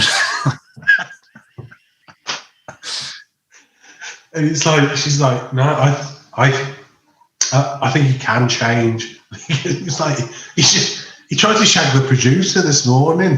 That was after you found out about this thing. Do you know what I mean? He knew he was on a show, and he tried to shag the producer. But I still think we'll end up together. He's tried it on with my mum, and that was the final straw that summer. But I'm not that close to my mum, so we got over that. And it's just like, you just sat there. It was before like Love Island and all that, wasn't it? Yeah. If I look back at them programs, I just think they're brilliant. You look back, I get dead nostalgic for how bad telly was and how much they could get away with. And you're like, but obviously with mental health as it is and that now, none of them programs would fly. Would they be like, Sarah, how do you feel like everyone's laughing at you? But those programs, like none of them would have earned big money out of them. No. And they've still got to go for jobs, haven't they? Yeah. It's like you sat opposite somebody and they're like going, do I know you? You might have seen me on that TV show where I was a sex pest. I had sex in the toilets. Oh yeah, that was it. Yeah. So have I got the job on the meat counter? You've not got the job on the meat counter. No. An absolute fucking hazard to women. No, I can't employ you on the workforce. Well, it's like Lado, fish and rice cakes. I don't know if you know him. He was like a bodybuilder. Yeah. He says still now, I sent him on like, I think he was on First Dates, and he said it was 14 years ago that. Yeah. And he said people like come up to you and like, oh, rice cakes. And he's like. He's from Preston, wasn't he? Yeah. Yeah. And he said that I was 16. So stuff like that. You start a new job, everyone knows about you, don't they? Be like, oh, Paul and me start. You're like, you're in Bad Lads or Lads Academy. Oh, here's a video clip. Paul. And then obviously you're a professional now. You'd be like, that shit sticks with you, doesn't it? Yeah, but again, it's like your big brother and stuff like that, isn't it? You know, it's some of them got careers out of it. They become DJs. They become, Jay Goody, different people, Kate Lawler. They went on to achieve things. But other people, all they opened up a few nightclubs. They had nightclub appearances afterwards. There was a girl on there. She stuck a wine bottle in a fanny, didn't she? Yeah, Kinga. Where'd you go from there? You know, there was that lad and that girl, and they had sex on TV in the swimming pool, like really awkward, rough, quick sex, and it's like, what's your game plan here? Where's this going to go? I seen him in a nightclub in Newcastle, and I did the dance. Anthony was his name, wasn't he? That shit dance, wasn't it? I can remember being Steve and I'd done the dance, and he just looked at me as if like, fuck off. It's like it must have been the 80th time someone done it to us. I was like, there's Andy doing that, and he probably thought, what a wanker. Yeah. But what is, you know, again, what did you think was going to happen? That's a bit. I don't get that. Like, you've had a fantastic summer, right? Elstree Studios, and you come out. Davina says, "John, I'm afraid your time in the Big Brother house is up." And you come out. Yeah, John, you stuck a bottle of wine up your bumhole, didn't you? Yeah, I did. Yeah, and what about that? You were racist. I was a bit racist. Yeah. And what about you did this, didn't you? Yeah. And didn't you threaten somebody with a carving knife? I did. Yeah. Okay. Well, all the best with that. And good luck in the construction industry. We're going to get you out the back door. It's always like that, isn't it? There's no crowd here tonight because it was getting that venomous, wasn't it? Like they're starting that loud crowd. They did that with Jade Goody, didn't they? She come out on a Wednesday and like there was no crowd, and it was like, yeah, it's a very different night tonight, Jade. We've got a lot of security. We're going to take you to a safe house. We're going to change your name. And it's probably best to leave the country. I don't want to say too much because there's people trying to kill you at the moment. Yeah, but they did that. They did it with Big Brother as well, didn't they? Where there was a transsexual, and there was clearly tasks where they were trying to sort of get people together and stuff like that. I think you've got to have full disclosure, haven't you? Yeah. Well, no. The last one, because I'll never remember that name again. Can you remember Sun C? No, Sex C and Suspicious Parents, or Sun C? Oh, yeah. Sun C and Suspicious Parents. I don't get that program. Because the kids know they're getting filmed, so like your mum and dad's going to see it at some time, aren't you? Like there's a film crew following you around. And what does the parents think the best case scenario that is? Do you fancy following your kids on all? Do you be like, nah, 18-year-old lad? It's the same crack every time. He's gone to Faliraki. Yeah. What do you think? Do you think he'll act like a fucking dickhead? How do you feel like he's having 2 fish bowls before he goes out? I'm a bit disappointed because at home he just has shepherd's pie, but I'm really, really disappointed. It was always the posh parents, wasn't it? Like, well, he's maybe really thirsty. David's trying it on with a stripper. She doesn't look like the type I think he'd end up with. That. It's just no, because he's a rugby lad and she's from London, you see, and they don't know Super League. But they'd be in that room, wouldn't they, with like the headphones? Yeah. Something would happen, like he'd finger somebody or he'd get fingered, and they go, like, I'm completely shocked. At what point were you getting shocked? I tell you what, I can't watch this. Definitely for that. I didn't bring them up like this. You're like, no one brings the kids up to get fingered. It's just don't follow your 18-year-old kids or all. Like, no one's bringing the kids up to snog on a night out like that. But that's, if you're going to follow 18-year-olds, that's what you're going to see. But like, again, like they ring every bit of sort of, just self-respect, wouldn't they? So you've watched this happen, and then they'd interview them afterwards. They go, so Caroline, you've seen him ejaculating on a swan. How do you feel? Well, I'm disappointed. As I say, it's in my eyes, he's always my little boy. But I remember, that's not the little boy that I took to Cub Camp. That's and he's actually he's throttled a penguin, hasn't he? And then he's bummed it.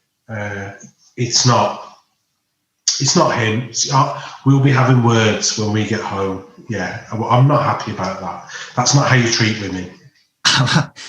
It's talking to a woman. He's probably asking a direct. It's not good. It was just like the whole thing, wasn't it? Commentated. And I used to love it because we'd have one kid that was pretty well behaved. It was like Mary's just gone out for a cocktail with her friends and a meal, and there was always one wrecker, wasn't there? But I liked it when the wrecker, his family didn't know. They'd be like, yeah, he's going to university. He actually got straight A's, so there'll be nothing going on here. And it's like, Neil's taking cocaine. And you're like, okay, now Neil's come out of his shell, hasn't he?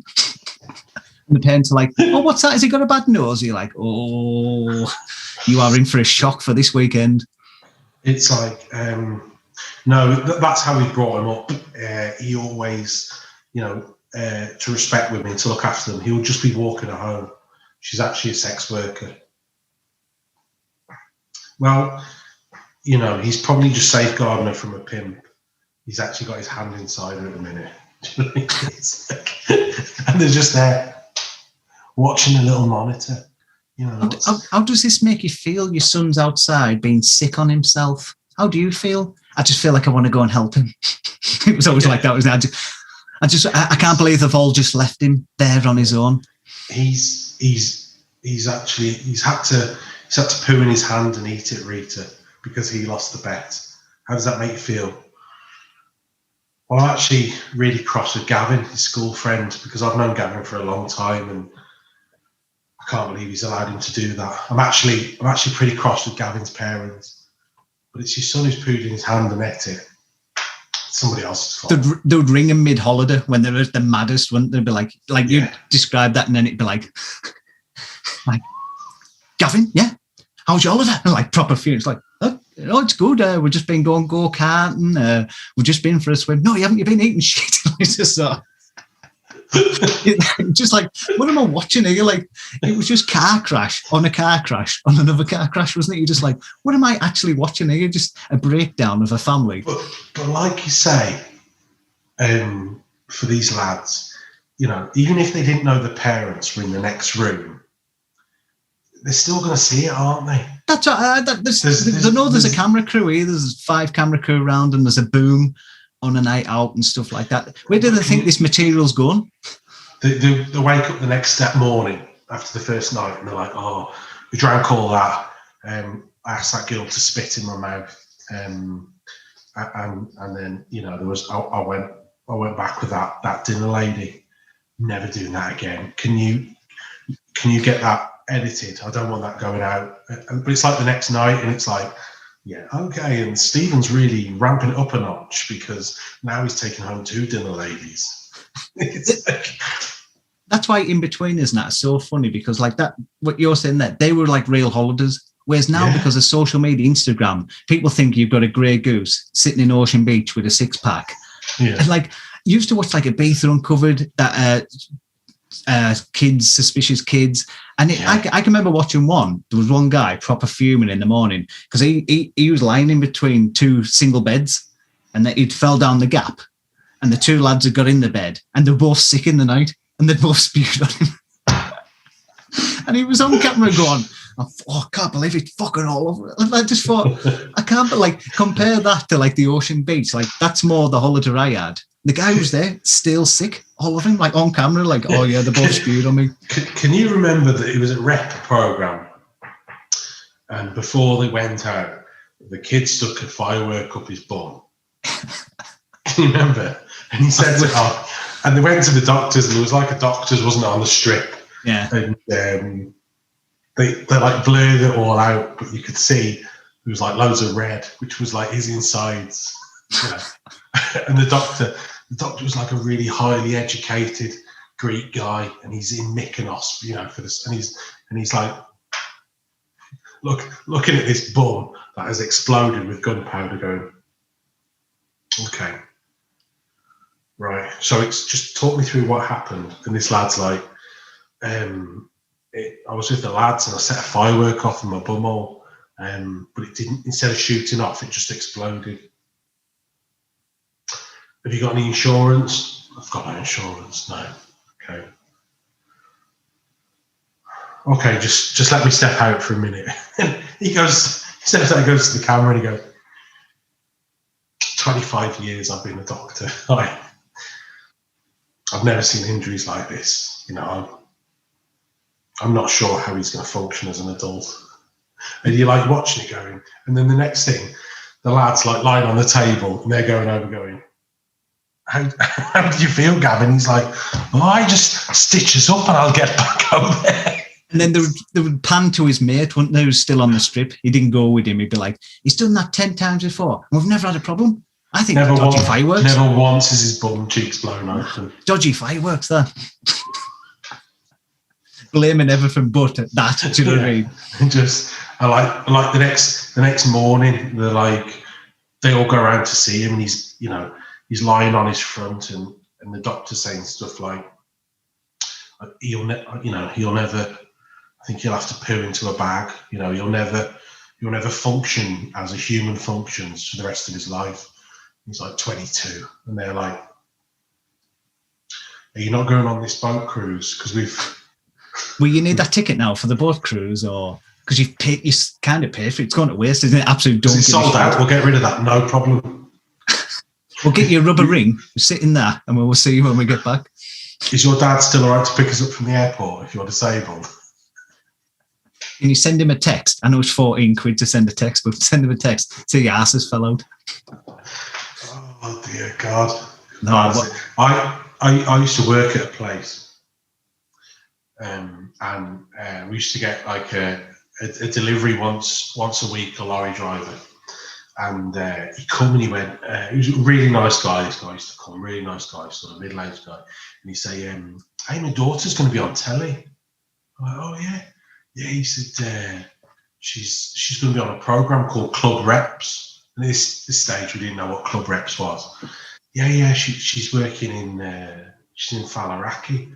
Oh right, yeah. I think it's going to be on Channel 4. I'll tell you when it's on. And like each week, he turn up. She's having the time of her life over there. This film crew's following her everywhere. And then like at no point did she say to her dad, "Don't watch it," or "Don't recommend it to people, like family members." And he was like, "It's on Thursday. We're all Auntie Pat's coming round, so we're all going to watch it. We've got the Pringles in, the crisps in."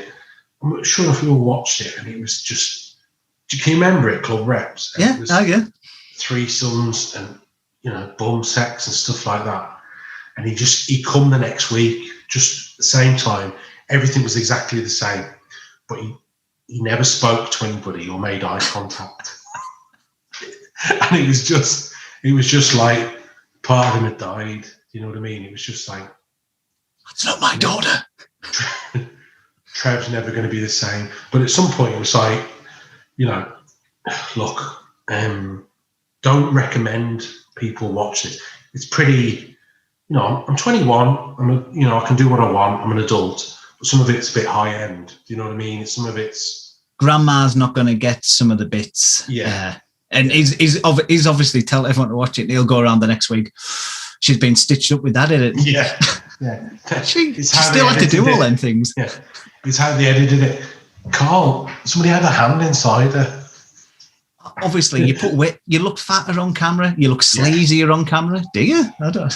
Yeah. It's not fair. It's not fair. They've not shown the real her. Well, no. They've shown the one that took loads of cocaine.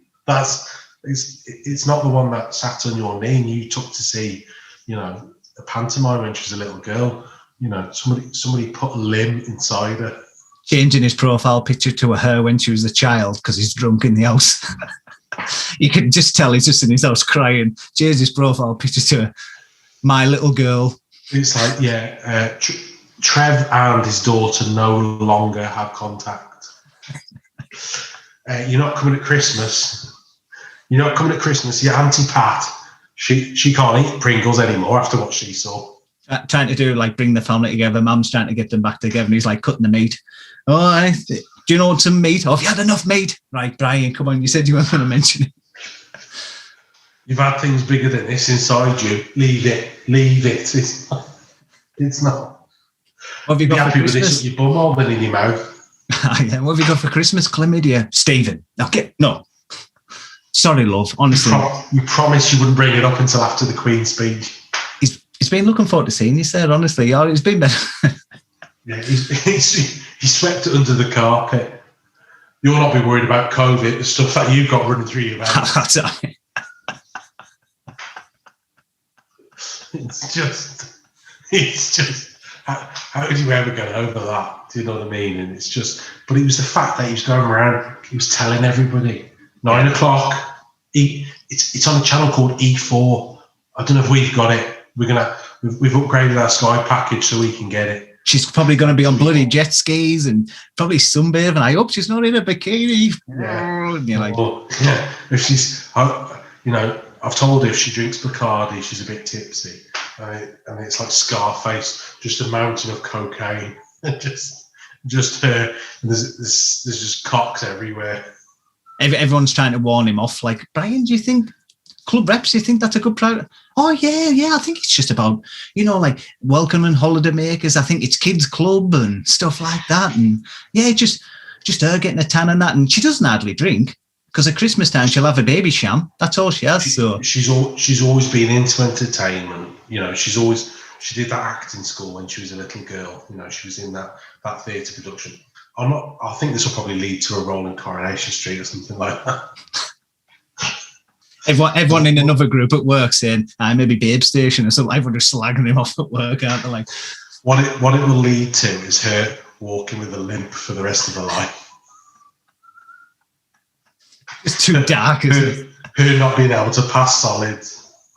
It's split a family up. He's had to move work because everyone's passing around naked photos of his daughter, and the family's ripped apart.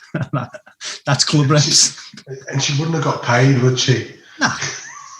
Just respect. The production company won't have paid her. Do you know what I mean? But it's just, it's just Suzanne hasn't gone out for the second season.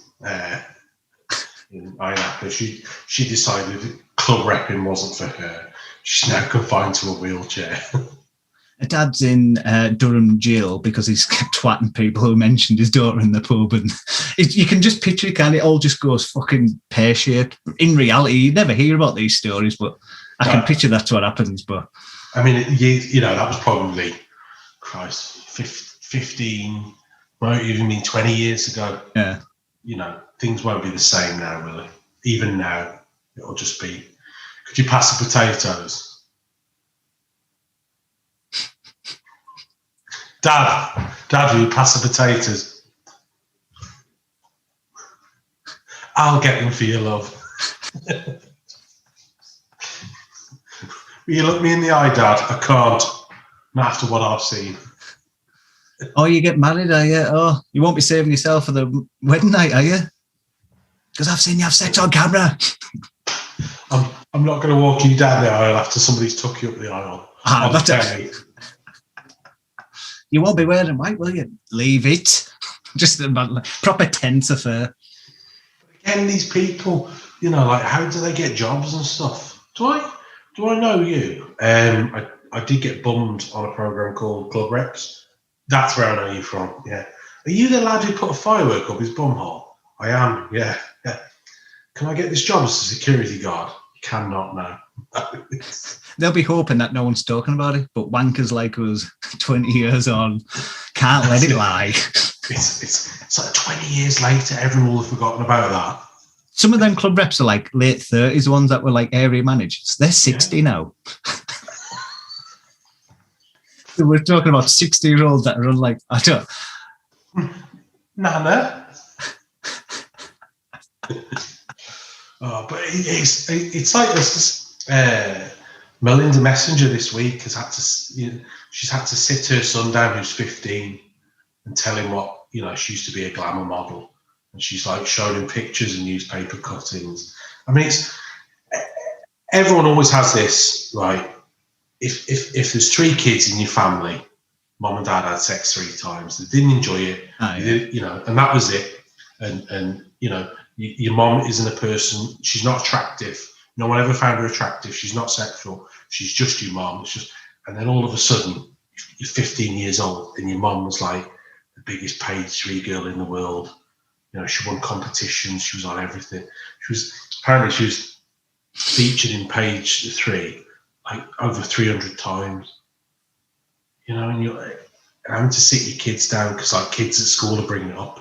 Dickheads like us on podcasts are like, Mum, when you said you're a TV presenter, what was it always presenting? How did you get into that?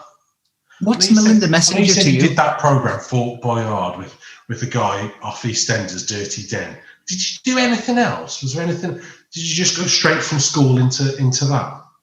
Are you the only Melinda Messenger? Like, is there another one out there? Did you have a twin sister? That's me, son. I've Googled it, and it looks like you, but it can't be, can it? That's not you, is it, Mike? Imagine getting to 50. 50 is hard enough anyway without finding out your mum used to be a patron. He wouldn't have found out then, let's be honest, Paul. He found out 9.5. Because the other kids' dads would probably say, there'd be other kids' dads like us saying, should have got your mum to drop you off. Paul's weird, isn't he, at football? He wants you to drop me off all the time. Could you get your mum to sign this? Yeah. Why is it a really hard sock? What's this really hard sports sock? Why do you want my mum to sign this? Presentation night, the football coach who's dead professional normally, isn't he? He's like, oh, should have brought your mum. I love her tits. And you're like, Coach Stephen said he loved your tits. A bit odd, wasn't it? Yeah, we usually get an ex-professional to give the trophies out. If you remember last year, it was Neville Southall.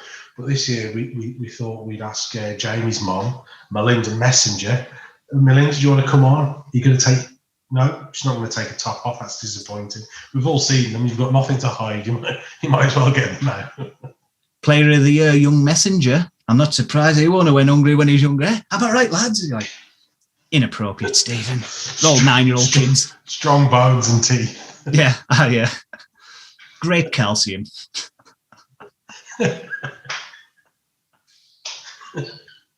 Oh, God. Well, we'll wrap it up there, Paul, because I feel like we'll end up talking for about 3 days. And it's getting darker and darker. Soon it'll be like, then he killed his son. Yeah, there'll be too much editing. Yeah. And we've not had to go for one single shit this week, so... Oh, that's all right. It's benefit, isn't it? that's progress, isn't it?